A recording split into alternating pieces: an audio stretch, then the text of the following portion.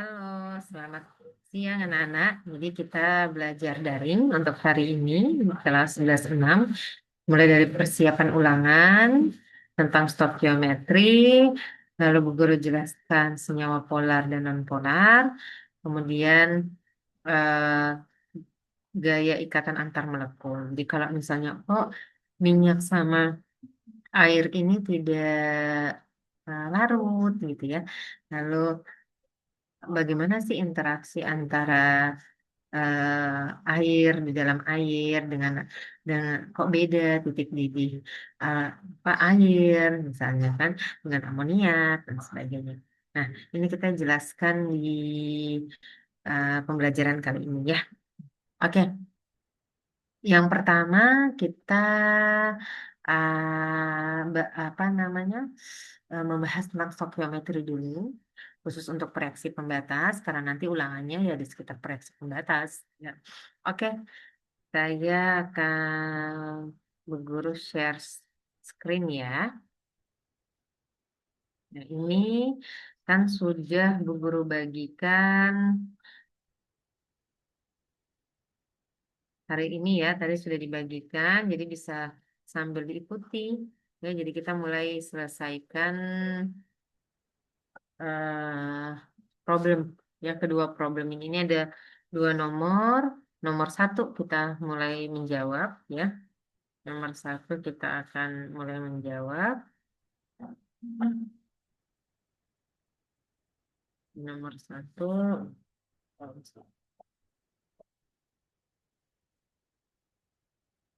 Bukan.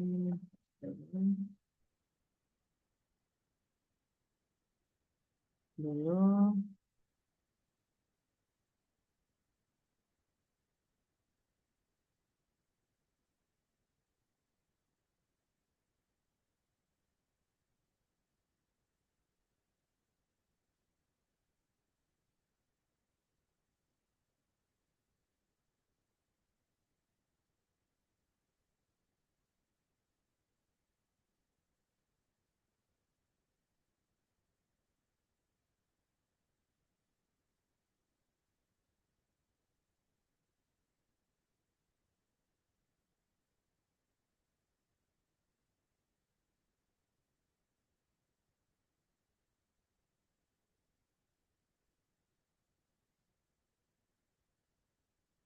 oke, kita lanjut ya. Mulai kita jawab sekarang yang problem yang pertama. Kita cek problem yang pertama.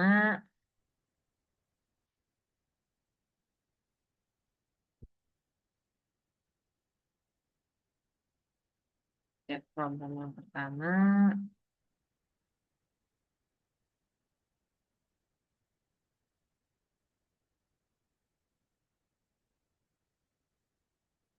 Ya, kita cek problem yang pertama.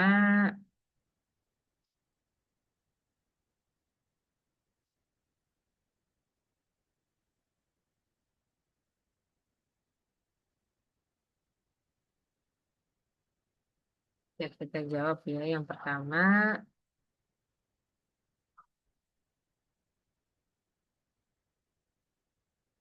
Yang pertama kita jawab.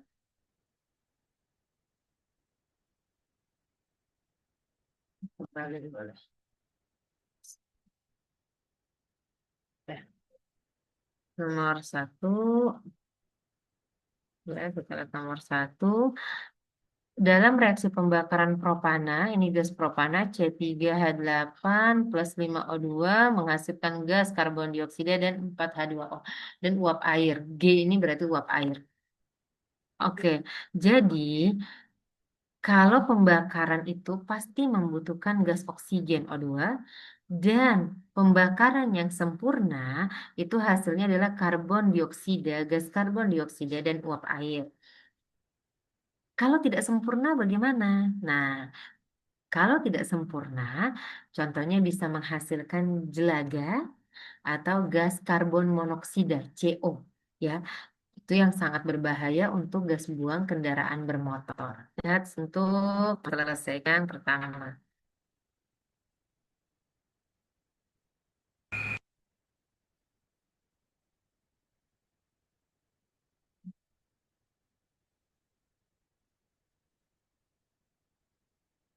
Kita lihat yang pertama.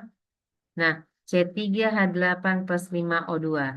Seperti yang pertanyaan pertama adalah reaksi pembatas dan jelaskan alasannya. Reaksi pembatas itu berarti yang habis lebih dahulu. Jadi, kita bisa tulis kembali persamaan reaksinya. C3H8 plus 5O2 menghasilkan 3CO2 plus 4H2. Nah, untuk stokiometri kita akrab menggunakan mol. Nah, ternyata di sini molnya sudah ada. Untuk propana 6, untuk gas oksigen 22. Maka kita langsung aja menuliskan mula-mula reaksi sisa. Mula-mulanya berapa? C3H8 ya 6. Gas oksigen berapa? 22 mol. Dan ini sudah sangat mudah karena dia sudah dalam bentuk mol. 3CO2 karena mula-mula kita buat. Lalu berapa yang bereaksi? Seperti biasa, karena kita lihat perbandingannya nih nak, koefisien 1:5. Perbandingan koefisien ini menunjukkan perbandingan mol 1:5. Jelas mol yang kita punya perbandingannya bukan 1:5. Seandainya kalau 1:5, maka kalau di sini 6 untuk propana, maka untuk gas oksigen haruslah 30. Ya. Nah, kalau 1:5, kalau di sini 22 itu oksigen 5, ya, apa perbandingan 1:5, kalau oksigen 22 mol, maka C38 pasti bukan 6, ya. Jelas di situ sudah kelihatan siapa yang kecil, ya. Maka yang akan kita gunakan adalah mol dari gas oksigen. Ya, jadi kalau di sini misalnya 6, di sini harusnya 30. Jelas ini sangat kurang, nggak bisa. Berarti yang kecil adalah mol dari gas oksigen, gitu ya. Kalau gas oksigen, kalau mau carinya bagi aja dengan koefisien masing-masing. Berarti 22 bagi 5 itu berarti 4,4 gitu. Oh, jelas ini yang kecil. Ini 6 bagi 1 6. Oh iya, yang kecil adalah milik O2 ya. Atom O2. Oke, kita balik ke sini, maka kita perbaiki, ya, kita perbaiki.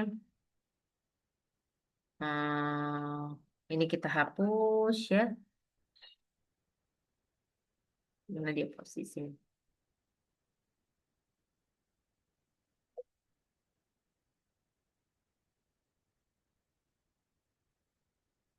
Dan kita, oke, nah, kita hapus ya, kita hapus. Ya, ini kita hapus oksigennya, ini kita hapus.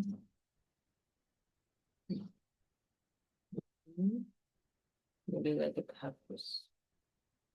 Ya, ini kita hapus.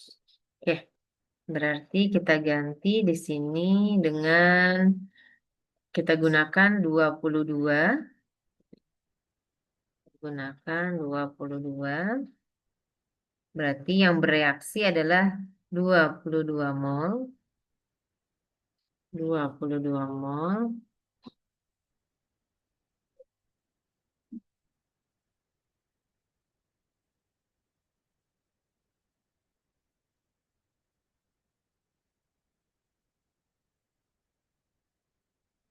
Nah, di sini yang bereaksi adalah di sini 22 mol, maka di sini hanya butuh 4,4 mol. Gitu ya. Di sini hanya butuh 4,4 mol. Ya. Bagaimana dengan gas? Bagaimana dengan gas karbon dioksida? Nah, kalau kita gunakan perbandingan ini kan gas propana sama gas oksigen sudah ada nih molnya. Lalu bagaimana dengan eh, gas karbon dioksida, kita bisa gunakan salah satu saja. Kalau kita gunakan perbandingan gas propana berarti 1:3. Kalau 1 mol propana 4,4 berarti untuk 3 mol CO2 berarti kita tinggal kali 4,4 kali 3, yaitu hasilnya adalah 13,2 mol.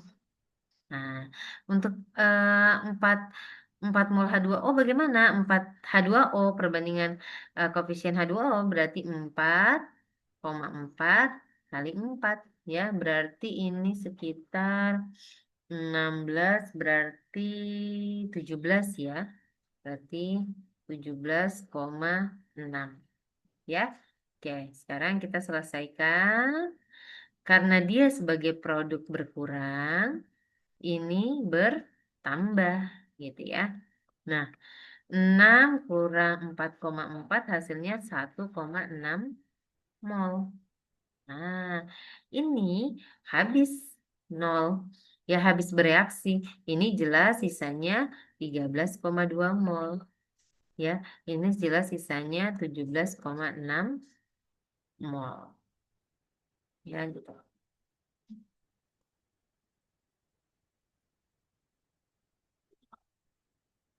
Ya, jadi ini sisanya 17,6.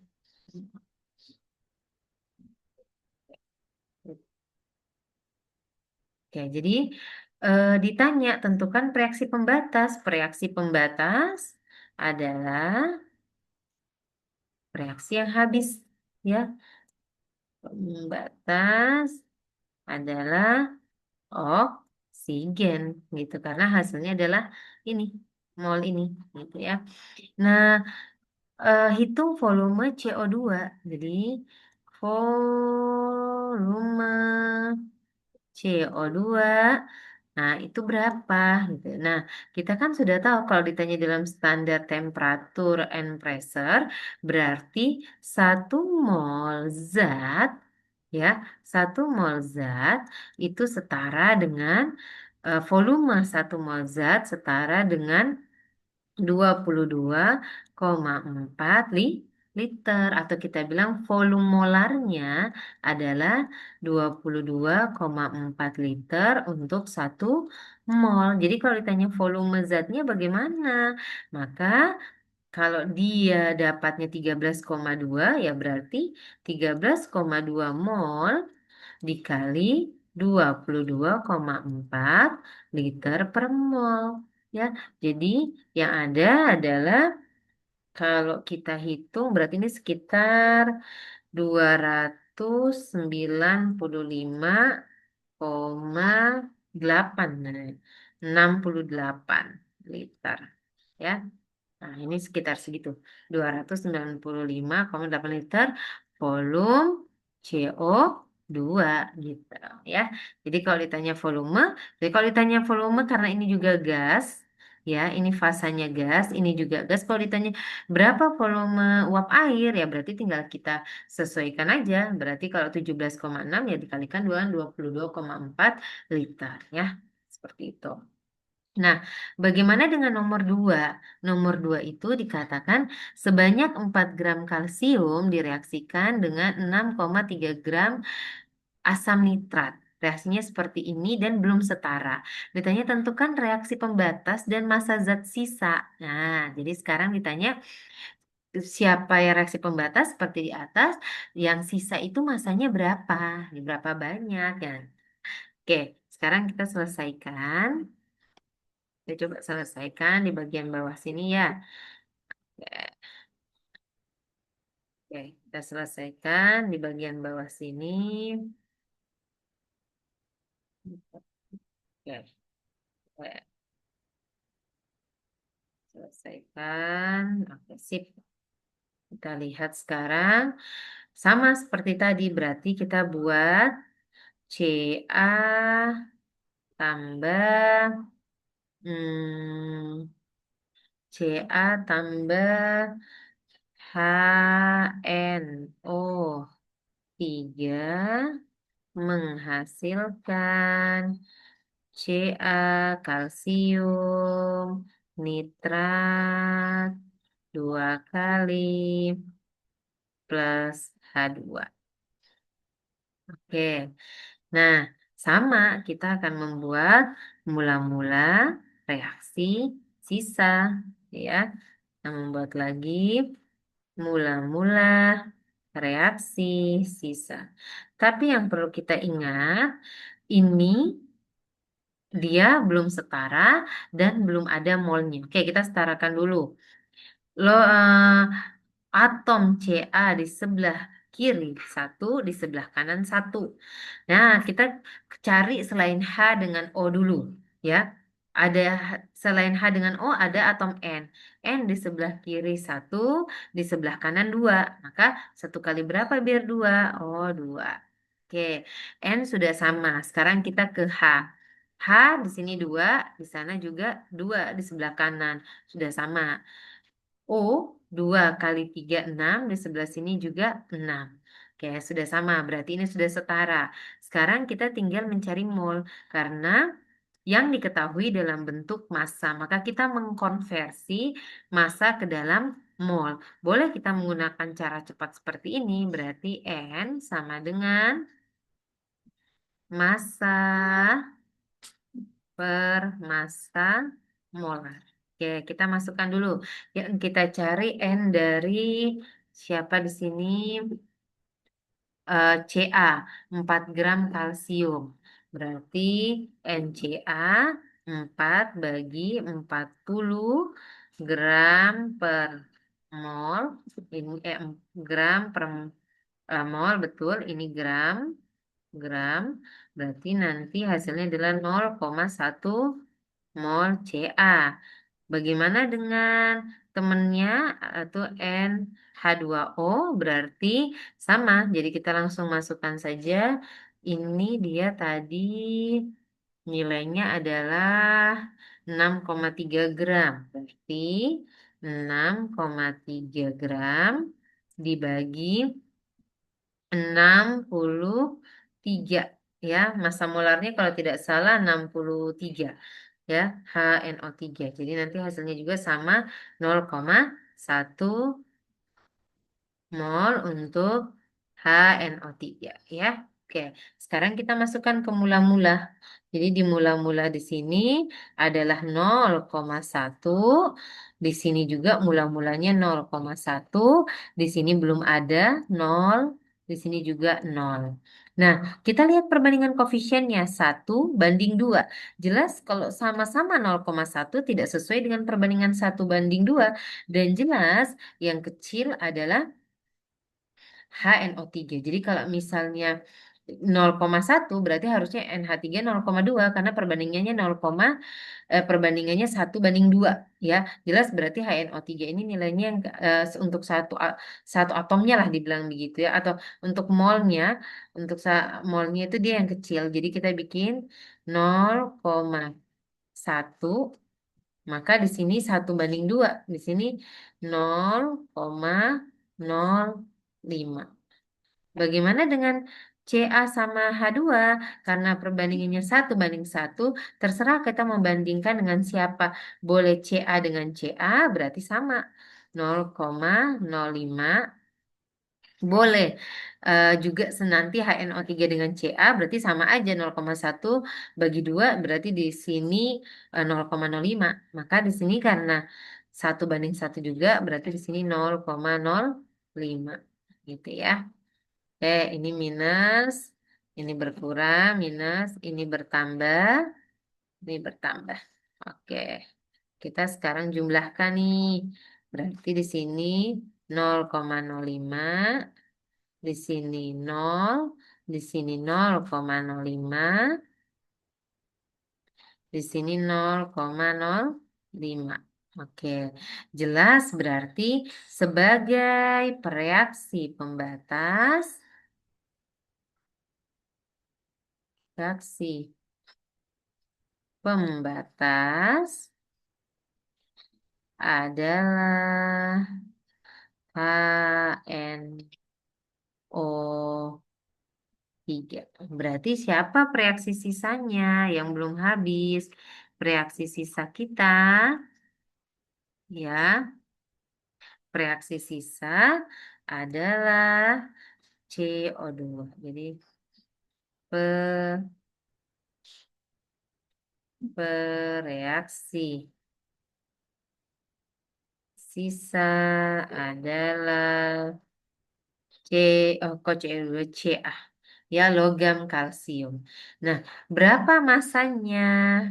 Berapa massa Ca? Oh, berarti disesuaikan saja dengan persamaannya. Berarti mol dikali massa molar. Berarti sekarang pada akhir dia masih bersisa 0,05. Berarti 0,05 dikali 0,05 dikali 40. Ya, berapa ini 0,05 dikali 40? 5 ke 200 berarti 2 gram. Ya, tersisa hanya 2 gram saja. Ya, jadi ini tersisa 2 gram ya, seperti itu. Ya, jadi kita lihat di hasilnya adalah 2 gram sisa dari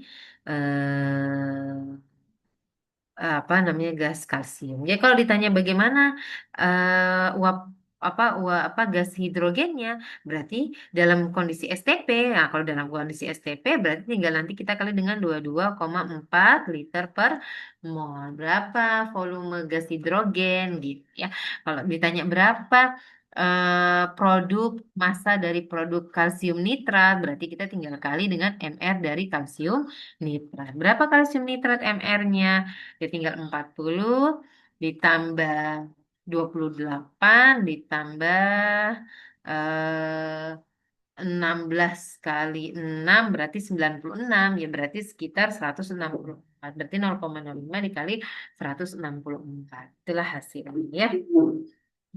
Jadi kalau dihitung-hitung berarti ya masa dari apa namanya dari zat yang sisa 200 ya 2 gram. Tentukan rata dan massa zat sisanya. Ya, berarti yang sisa siapa? Ca sebanyak 2 gram. Seperti itu ya. Ini untuk contoh soal. Nah, bagaimana sekarang untuk molekul polar dan nonpolar gitu ya. Sekarang kita masuk di sebelum ke molekul polar dan nonpolar, kita ke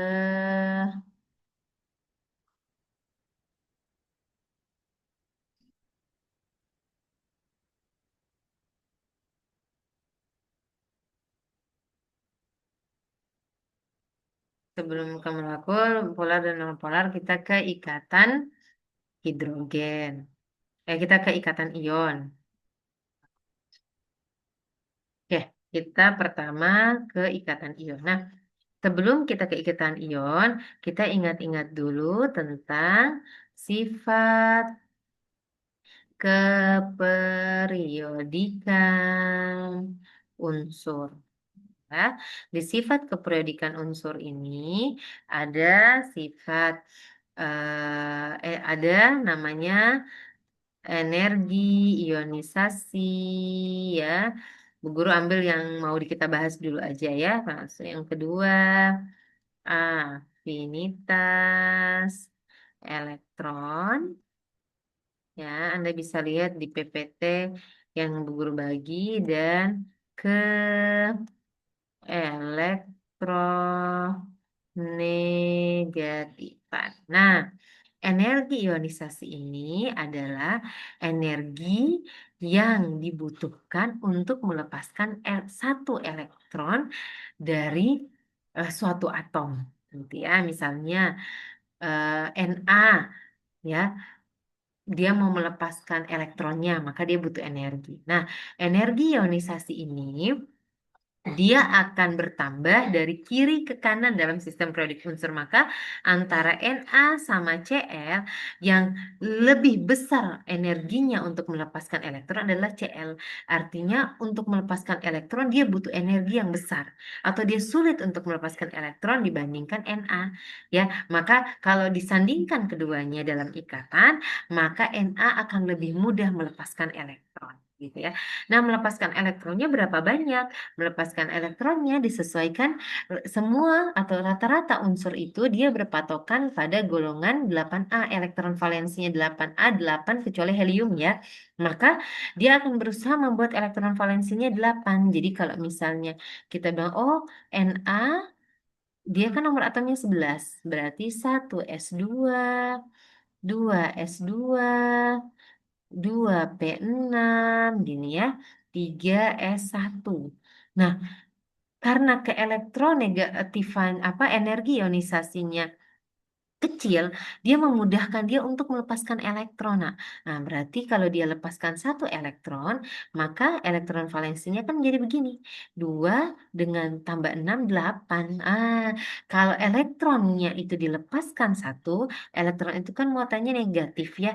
Berarti protonnya akan lebih banyak daripada elektronnya. Yang tadinya protonnya 11, elektronnya 11, karena elektronnya sudah dilepaskan satu, maka protonnya 11, elektronnya sisa 10.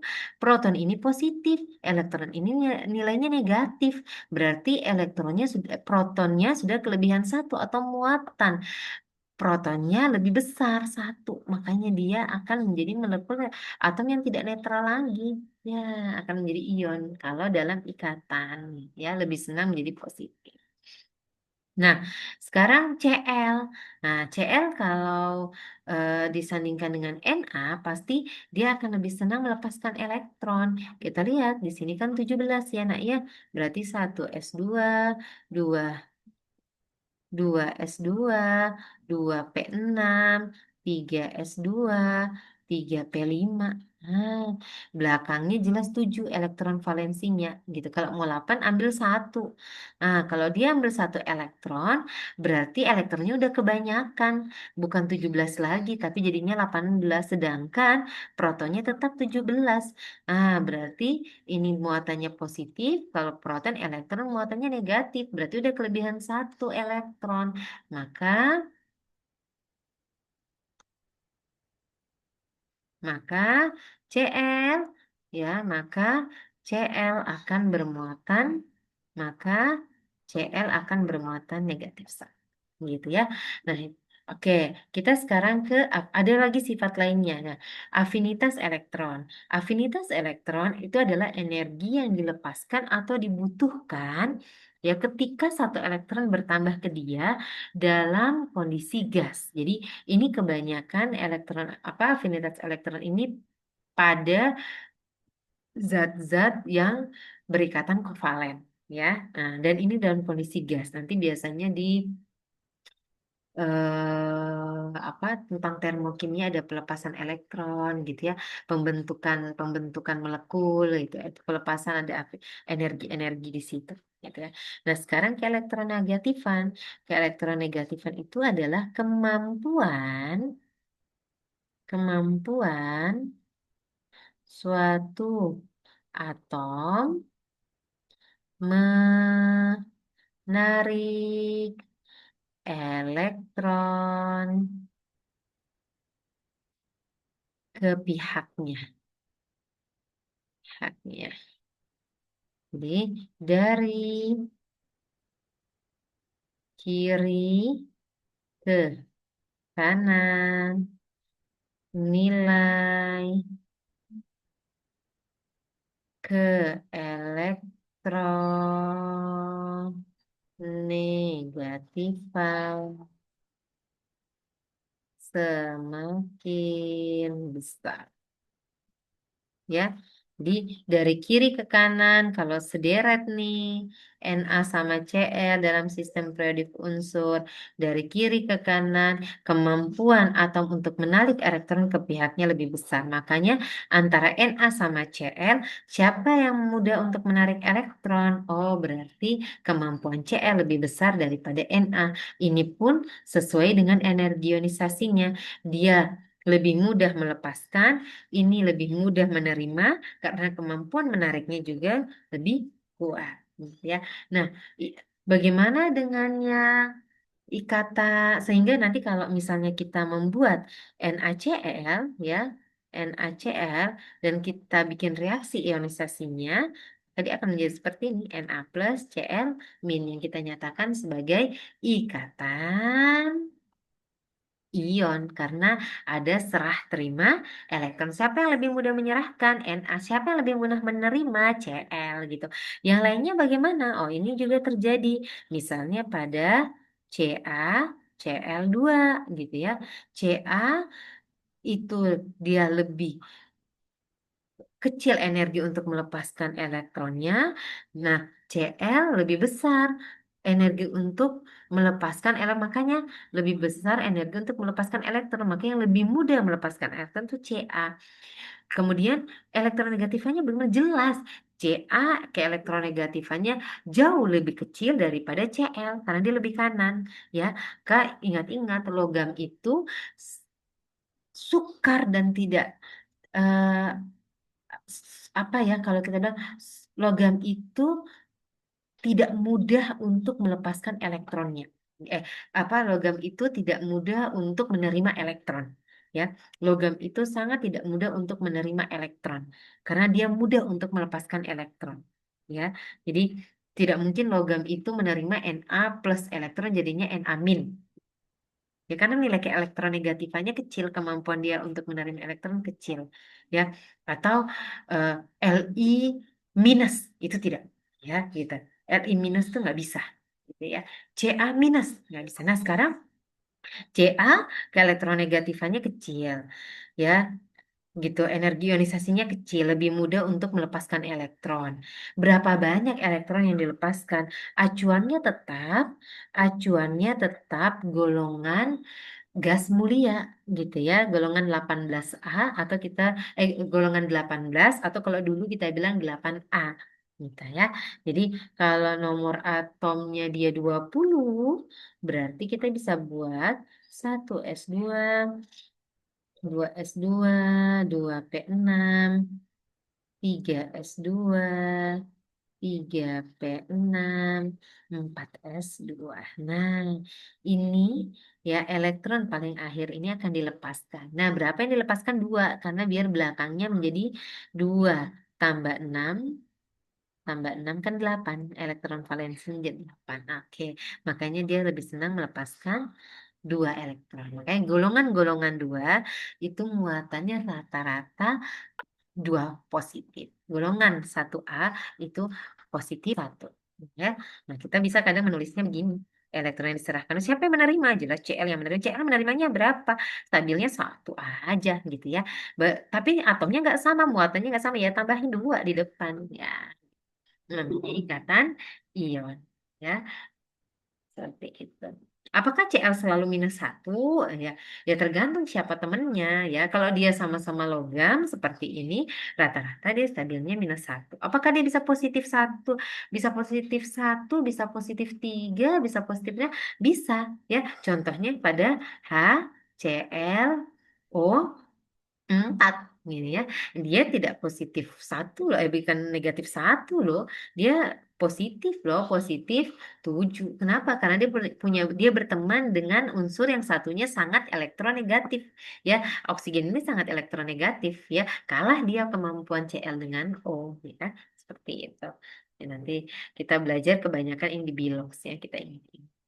Oke, lanjut. Sekarang kita tentang ini ikatan ion. Ingat-ingat ya, ikatan yang terjadi karena serah terima elektron. Nah, ikatan ion ini ikatannya cukup kuat ya. Nah, rata-rata ikatan ion ini larut zat-zat yang berikatan ion itu ya biasanya larut pada senyawa polar seperti air. Nah, senyawa polar itu apa gitu ya? Senyawa polar air. Lalu titik didihnya sangat tinggi ya. Lalu kemampuan dia untuk menghantarkan listrik. Ya, sekarang kita ke molekul polar.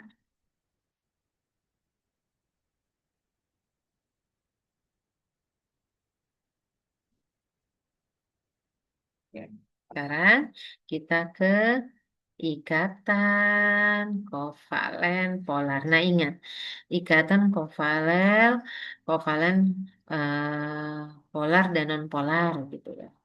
Polar dan non polar ya. Oke, ikatan kovalen polar dengan nonpolar. Ikatan kovalen itu tadi kalau ikatan ion kan karena serah terima elektron. Kalau ikatan kovalen ini terjadi karena pemakaian bersama pasangan elektron. Kayak kemarin kita sudah belajar, bahkan kita pelajari dengan dibantu oleh struktur Lewis. Kita membuat dot-dotnya biar kelihatan pasangan elektronnya yang mana saja sampai kita kenal ada pasangan elektron bebas, ada pasangan elektron terikat. Ya. Nah, ikatan kovalen, kita mulai dari yang ikatan kovalen nonpolar. Nah, ikatan kovalen nonpolar ini karena ikatan ini memiliki keelektronegatifan sama ya, kekuatan dia untuk menarik elektron itu sama kuat gitu ya. Eh, atau distribusi elektronnya itu rata gitu ya, distribusi elektronnya rata sehingga tidak terjadi penguasaan elektron di antara temannya, bahasa pasarnya gitu ya, tidak ada penguasaan elektron, nggak ada yang kuat ya. Contoh sederhana dulu, contoh gas hidrogen ya, H2. Gimana sih dotnya kemarin kita buat? Ini kan kita bikin elektron dari H, elektron dari H yang sebelah ya. Karena sama-sama punya elektron langsung kita bikin begini. Kadang kita langsung bikin garisnya habis. Nah, ini jelas kemampuan elektronegatifannya sama. Ya, kalau begini berarti distribusi elektron itu tidak ada bedanya. Merata ini kemampuan dia untuk menarik elektron itu merata sama semuanya. Berarti ini termasuk non polar ya. Nah, yang lainnya misalnya siapa? Eh, H2 ya, selain H2 misalnya O2 ya, misalnya O2. Kemarin kita pakai dot begini ya, langsung ikatannya. Nah, ini juga sama, distribusi elektronnya sama. Ini termasuk non polar. Ini termasuk non polar ya. Artinya kalau apa tadi apa non polar berarti penguasaan elektronnya itu sama semuanya. Ya tidak ada yang eh, apa tidak ada yang menguasai elektron lebih besar. Nah, itu sehingga tidak ada istilahnya kalau di kovalen kovalen itu ada istilahnya dipol, tidak menghasilkan dipol, ya mengkutub, tidak ada yang terpolarisasi, semua sama, ya tidak ada yang lebih positif, tidak ada yang lebih negatif, gitu tadi. Nah, ya, CO2 sekarang kalau molekulnya banyak Bu Guru, ya contoh misalnya CH4, ya ini kan molekulnya lebih dari satu ini, ya, nah kita lihat CH4 bagaimana? Kalau dia modelnya simetris seperti ini, ya bayangkan aja orang tarik tambang dari arah semua dari segala arah, ya. Itu berarti distribusi elektronnya merata seperti ini dari bentuk molekulnya aja kelihatan, ya. Maka ini juga termasuk nonpolar. Kamu bayangkan aja, ya. Hmm. Apalagi yang dia distribusi elektronnya merata. Kalau model tuh bayangkan dia ditarik dari segala sisi. Tapi C dengan H beda, Bu Guru. Ya, ini lebih kanan. Iya, beda. Tapi kamu lihat sebaran elektron di sekitarnya ini sama. Ya, semua sama dalam menarik elektron. Gitu ya. Jadi ini CH4 ini non polar. Bagaimana dengan yang lainnya? Selain CH4, berarti kita cari lagi CO2 yang sering-sering ya. CO2 ini juga termasuk istilahnya eh, distribusi elektronnya, sebaran elektronnya itu merata, berarti isinya non polar. Ya, ya non polar. Tidak ada dipol, ya tidak ada yang mengkutub. Ya. Tidak ada yang terpolarisasi. Nah, sekarang kita membahas yang polar. Yang polar itu ya artinya distribusi elektronnya itu tidak sama.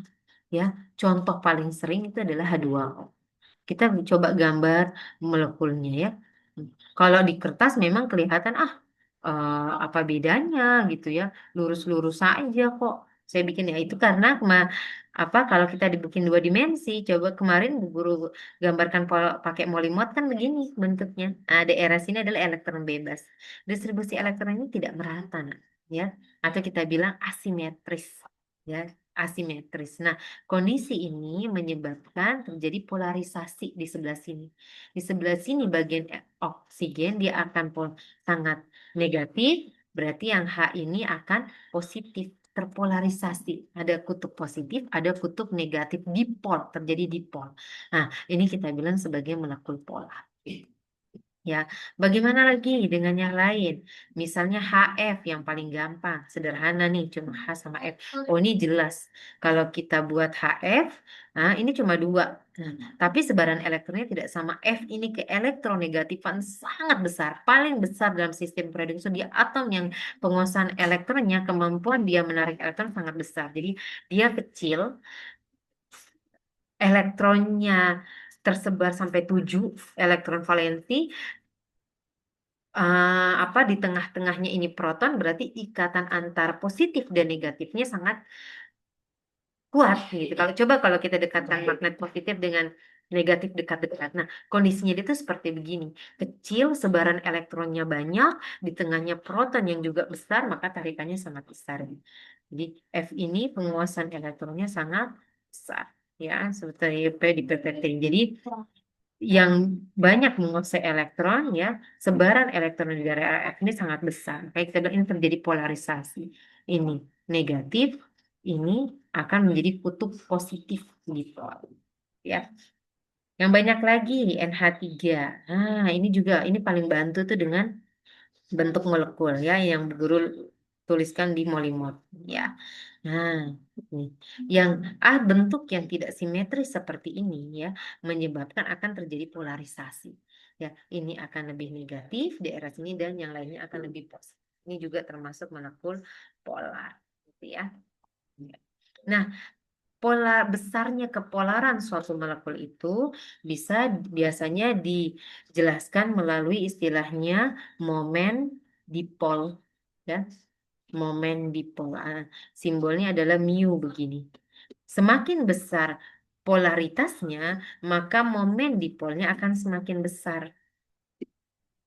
Nah, momen dipol bisa dicari dengan cara muatan dikali jarak partikel antara inti dengan elektron terluar. Ya, ini nanti bisa kita pelajari lagi ya. Momen dipelajari semakin besar kepolarannya, otomatis momen dipolnya semakin besar. Bagaimana dengan momen dipol nonpolar?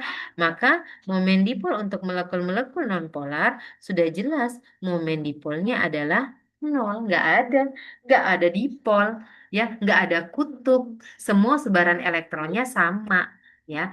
Kalau misalnya untuk molekul-molekul yang besar, perhatikan saja dari bentuk molekulnya ya. Kalau dia sudah simetris, sebaran elektronnya sudah sama, berarti dia bisa kemungkinan dia akan termasuk yang non polar, gitu ya. H2, O2, apalagi yang non polar F2, ya, CO2 itu termasuk yang non polar. Ya, HF, H2O, NH3, HCl ya, itu adalah molekul polar ya. Karena apa? Keelektronegatifan antara kedua ini jelas jauh sekali ya. Penguasaan elektronnya semakin besar ya. Itu jadi polar dengan non polar. Nah, bagaimana ini kondisi seperti ini terjadi? Akhirnya dia akan berpengaruh pada ikatan antar molekul. Jadi kita ke selanjutnya ya, ikatan atau gaya tarik antar molekul. Gaya tarik antar molekul. Ya, tarik antar. Bagaimana nih gaya tarik antar molekul? Kan tadi ada yang polar, ada yang non polar, seperti itu ya. Gaya tariknya bagaimana begitu. Nah, kalau untuk gaya tarik antar molekul, tolong dipahami, kita ini membahasnya dia yang berwujud cair. Ya, kenapa? Karena yang cair ini dia mudah antar partikelnya itu tidak kaku, mudah bergerak gitu ya. Ingat, kita membahas, kamu bayangkan pakai yang cair, zat-zat berfasa cair atau berwujud cair, gitu dia cair. Seandainya kalau saya bilang alkohol gitu, oh itu berarti gue contohnya yang cair, HCl yang cair, HF yang cair, gitu. CH4 Bu, CH4 kan gas, bisa sebenarnya apa kita dalam kondisi tertentu kita bisa membuat dia dalam kondisi cair, tekanan yang tinggi. Nah, karena agar gerakannya itu mudah. Kalau dia sudah kaku, bagaimana kita menjelaskan gaya tarik antar molekul gitu? Ya nggak bergerak kalau dia dalam kondisi padat. Oke, kita membahas yang pertama, ya. Eh, yang gaya tarik yang pertama antara molekul nonpolar dengan molekul nonpolar. Ya, kalau mereka bertemu, ini bagaimana ikatannya bisa terjadi? Ya, bisa terikat atau tidak? Bisa. Ya, nonpolar dengan nonpolar bisa terjadi gaya tarik, tetapi gaya tariknya amat-amat kecil. Ya, karena kita ingat nonpolar itu ya tidak punya dipol awalnya, ya kan? Tidak terpolarisasi. Gini ya, sebaran elektronnya tidak ada dipol di situ. Jadi bagaimana? Nah, kita dia kan kondisi cair. Semua atom itu dia akan selalu bergerak. Nah, partikel itu bergerak.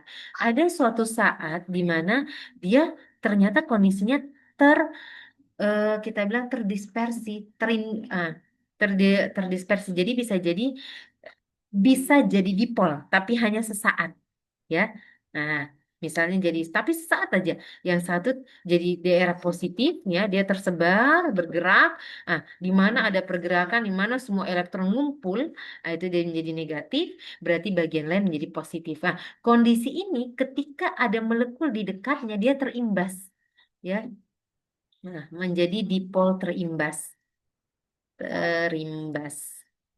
Terimbas gitu ya, dipol terimbas ini bagaimana ketemu dengan temannya nih, oh kan namanya negatif positif, dia akan cari negatif, dia akan membuat sebelah sini itu akan ber apa namanya terdipol lagi ya.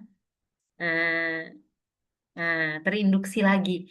Nah, kalau dia ketemu ada molekul lain, bagaimana? Misalnya dekat di bagian sini, dia akan kena lagi, ya. Dia akan cari yang positif dan dia akan menjadi yang negatif seperti ini. Terus seperti itu.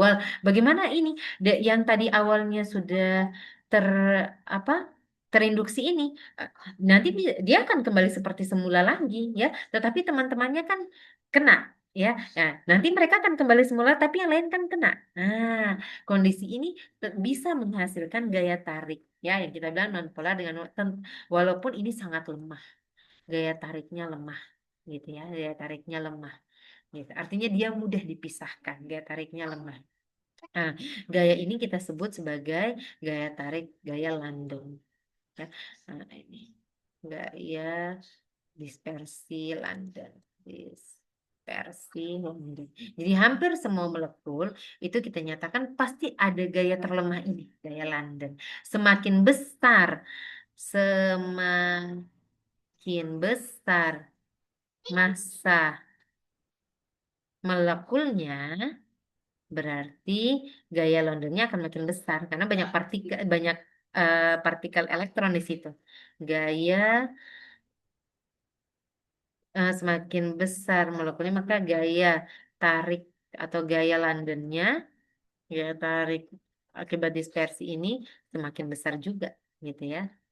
Jadi kalau kalau kita bandingkan yang 12 yang apa namanya 24 misalnya MR-nya 24 dengan yang MR-nya 2000, walaupun ya tetap 2000 yang besar gaya Londonnya ya. Daya tariknya dia lebih besar ya. Berarti terdampaknya di mana? Ya bisa juga terdampaknya ke titik didih. Ya, titik didihnya jauh lebih besar karena itu ada gaya Londonnya, masa molekul relatifnya gede ya. Nah, yang kedua, yang kedua antara molekul polar dengan nonpolar. Nah, gimana ini? Nah, biasanya molekul yang polar itu kan jelas dia sudah permanen kan, ya. Dia sudah terinduksinya terbentuk dipol permanen ya. Ketemu yang nonpolar. Nah, ya apa yang terjadi? Dia akan mengimbas. Biasanya dibilang dipol dan dipol terinduksi, ya. Nah, dipol terinduksi. Nah, Nah, ini ya. Nah, jika nanti ada ada lagi temannya bisa terimbas lagi, terimbas lagi. Ya, kalau yang polarnya banyak ya terimbas juga makin banyak, gitu ya. Polar yang memang bisa bilang dipol dengan dipol terinduksi, terinduksi. Oke. Nah, selanjutnya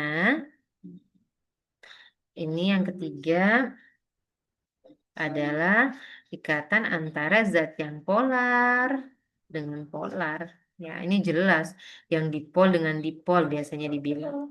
Dipol. Yang sudah punya kutub-kutub gitu ya. Nah, ini ya. Ini. Ini minus, ini positif ya. Ini jelas ini. Jelas positif. Nah, gaya tariknya jelas lebih besar daripada apa namanya polar non polar atau apalagi non polar dengan non polar. Cuma kita membandingkan ini untuk massa zat yang tidak berbeda jauh. Nah, artinya massa zat yang tidak berbeda. Kalau mau kita banding-bandingkannya relatif berbeda. Yang maksanya relatif.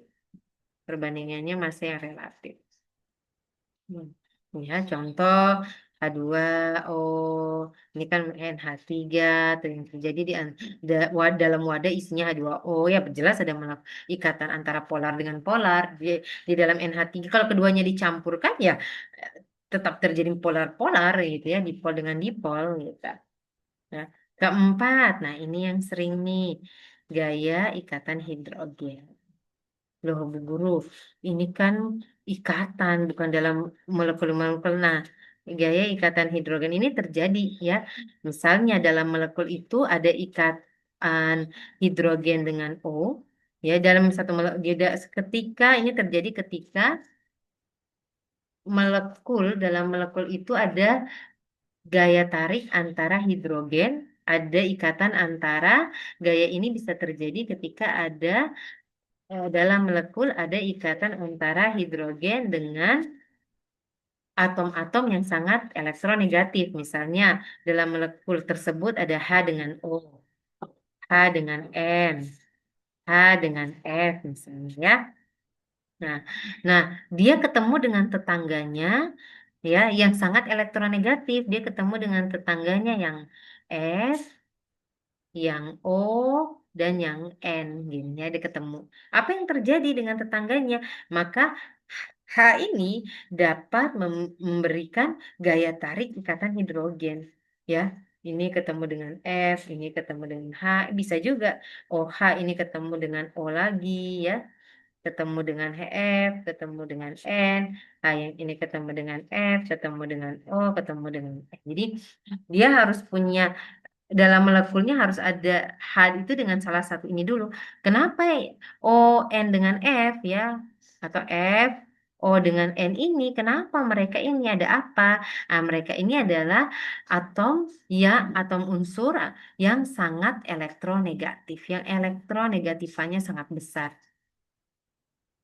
Negatifannya besar. Ya, siapa yang paling besar? F, baru O, baru N. Jadi F itu sangat-sangat susah untuk menjadi positif. Dia sangat-sangat tidak mau untuk menjadi positif, tidak mau untuk memberikan elektronnya. Ya, kebanyakan dia pasti akan memilih negatif. Dia Cl dengan F kalau dalam molekul Cf pasti bermuatan negatif. Cl yang akan mengalah ya. Karena kemampuan F untuk menarik elektron sangat besar. Oke, ya saya contohkan. Jadi ikatan hidrogen ini, nah, misalnya contoh ikatan hidrogen.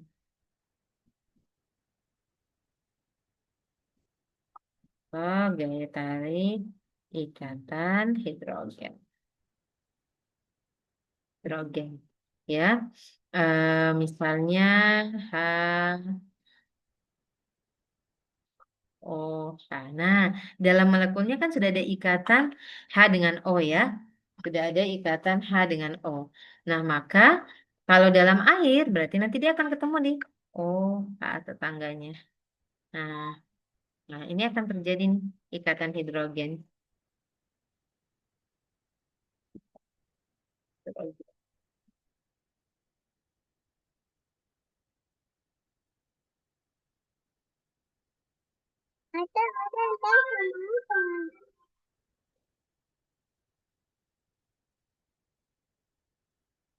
Halo,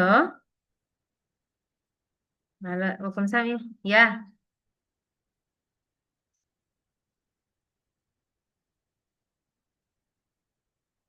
iya kah? Oh, mungkin nggak saya sudah tutup. Nanti saya buka lagi, sudah Ibu tunggu dulu. Nah, nah, nah, nah.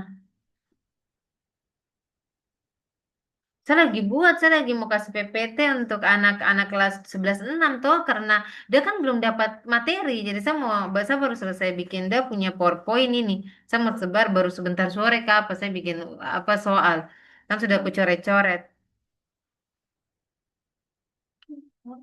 Sebentar ya, Ibu. Iya, iya. Iya, Waalaikumsalam.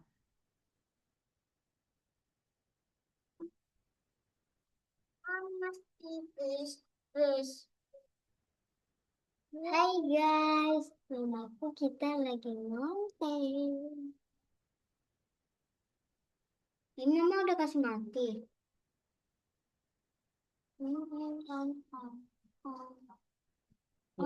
Gimana? Di, demo di, demo di, demo di Hamadi.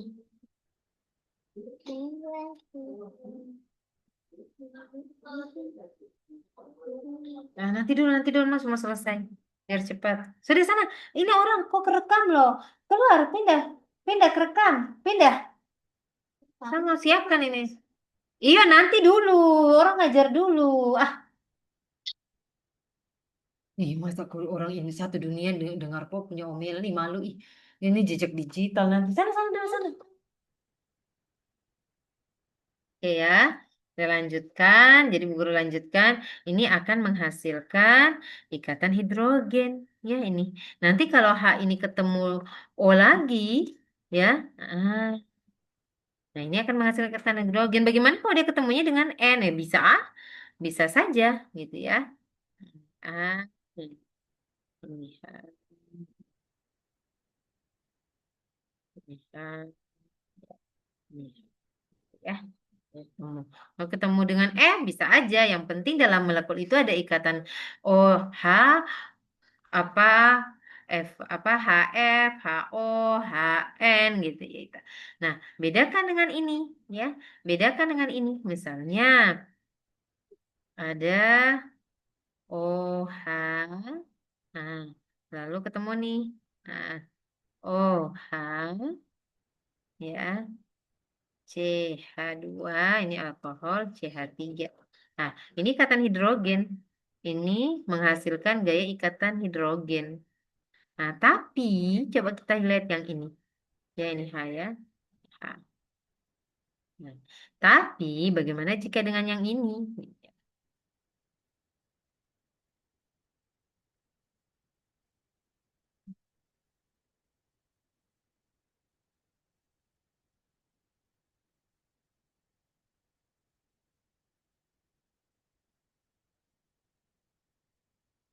Tapi bagaimana dengan yang ini? Ya, misalnya kita punya apa namanya? Oh, ya. Oh, ya. Ketemu misalnya ketemu N, nah, ya, N. Nah, tapi ada nih, ini ikatan hidrogen, ya. Tapi bagaimana dengan yang ini? C,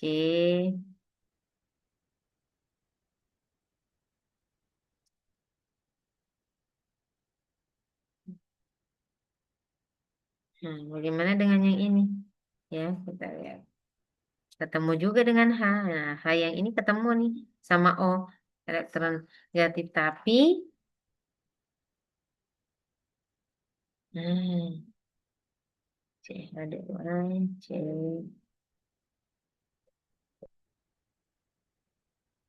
Oh,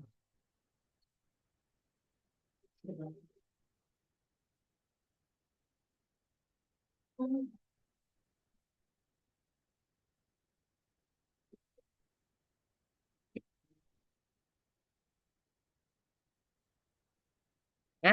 Nah, ini bagaimana sangat dan arus negatif ya.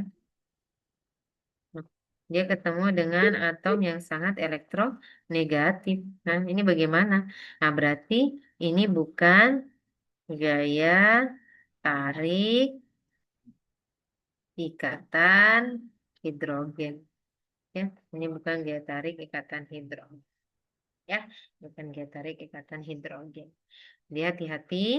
Nah, ketika kita mempelajari ini gitu ya, lihat baik-baik. Oh iya, oh dengan H, tapi lihat H dalam molekul ini berikatan enggak dengan FO atau N dengan apa unsur yang sangat elektronet, tidak, malah dengan C, berarti nggak bisa walaupun H ini ketemunya dengan unsur yang elektronegatifnya besar gitu. Kalau yang sebelah sini bisa, yang sebelah sini, tapi yang ini nggak bisa karena H yang ini dia berikatan dengan C ya. Ya, bagaimana kekuatannya gitu ya. Nah, apa dampaknya? Nah, kalau seperti ini berarti otomatis dampaknya adalah titik didihnya jauh lebih tinggi ya. Karena apa? Karena ikatan gaya tariknya lebih besar. Ya, jadi untuk H2O ada gaya apa yang terdapat misalnya dalam air? Ada selalu ada gaya London, ya, gaya polar-polar, dipol-dipol gitu ya, polar-polar atau dipol-dipol, dan gaya ikatan hidrogen. Cukup banyak ya. Nah, gaya ikatan hidrogen inilah yang dampaknya besar untuk memberikan titik didih air yang cukup tinggi. Ya, ya. Bagaimana relatif gaya ikatan apa namanya kekuatan relatifnya, kekuatan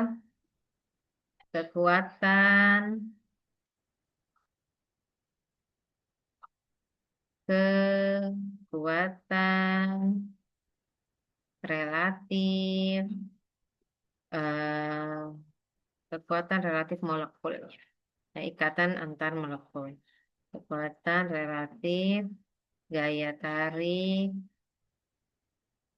antar molekul. Gaya tarik antar molekul. Ya, relatif itu apa? Kita bandingkan. Perbandingan kita hanya bisa ketika massa molekulnya tidak jauh berbeda. Kalau yang satu hanya 20 eh, apa apa gram per mol, yang satu dia sudah 2000, berarti kita nggak bisa ya, nggak bisa membandingkan gitu. Dia walaupun dia hanya punya gaya nonpolar dengan nonpolar, bisa jadi dia jauh titik didihnya gaya tariknya jauh lebih besar. Kenapa? Karena massa molekulnya udah besar ya gitu ya. Jadi kalau kita membandingkan ion, lalu ikatan hidrogen, lalu polar-polar atau dipol-dipol, polar-polar, lalu polar non-polar, non-polar, polar, non-polar dan non-polar. Hmm, ya, non-polar gitu ya. Terus semakin besar. Kita tahu, semakin besar. Seperti itu. Ya, ingat kekuatannya hanya kalau perbandingan massa zatnya tidak jauh berbeda, 20 25 20. Tapi kalau yang satu sudah 2000, yang satu dibandingkan 20, walaupun dia punya banyak gaya tarik ikatan, tapi kalau sudah perbandingan jauh seperti itu udah tidak bisa lagi kita bandingkan. Ya. Oke, silakan dipelajari. Nanti saya ada kuisis. Kalian silahkan kerjakan ya. Silakan dikerjakan. Nanti Bu Guru apa namanya kita saya nilai dan persiapan untuk ulang. Ya, oke, selamat siang.